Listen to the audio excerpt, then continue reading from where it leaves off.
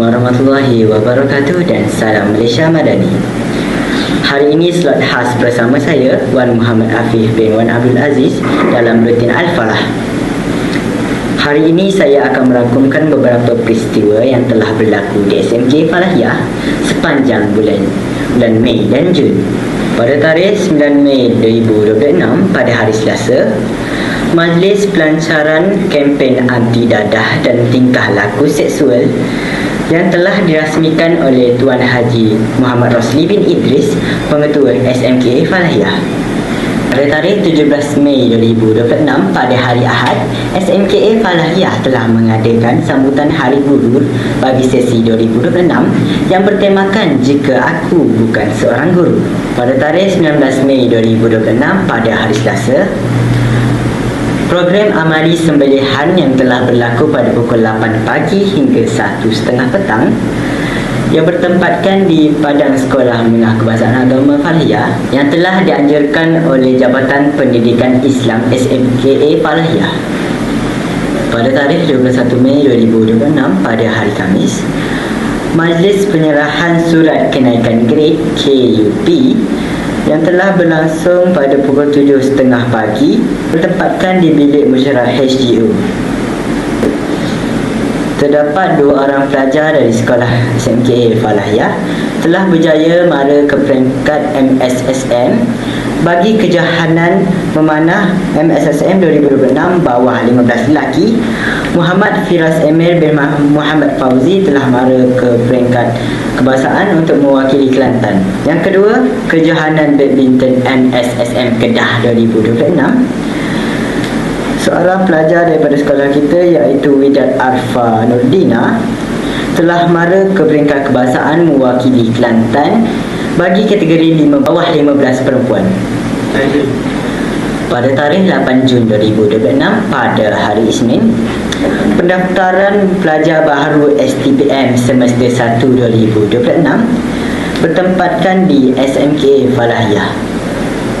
Di sini terdapat 2 orang pelajar dari sekolah kita iaitu Nur Iman Kalisha binti Muhammad Sorid, Nur Damia Fakirah binti Muhammad Roshidi. Mereka telah berjaya mewakili Kelantan ke kejohanan catur MSSM 2026 di Sarawak. Pada tarikh 11 Jun 2026 pada hari Khamis, Majlis Penghargaan dan Penyampaian Sijil Guru Praktikal yang telah berlangsung di bilik mesyuarat HGO.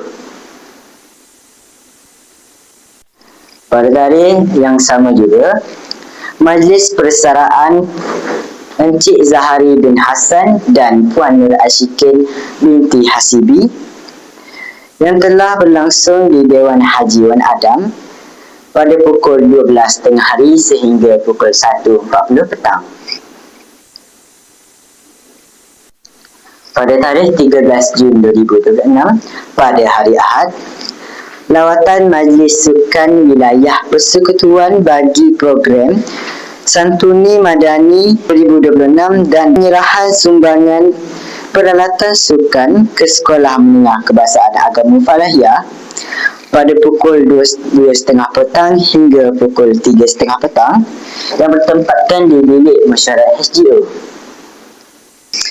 Pada tarikh 15 Jun 2026 pada hari Isnin, kunjungan bantu oleh Dr. Nur Hayati IAB Genting ke SMK Falahiyah bertujuan untuk memperkukuh usaha ke arah kecemerlangan.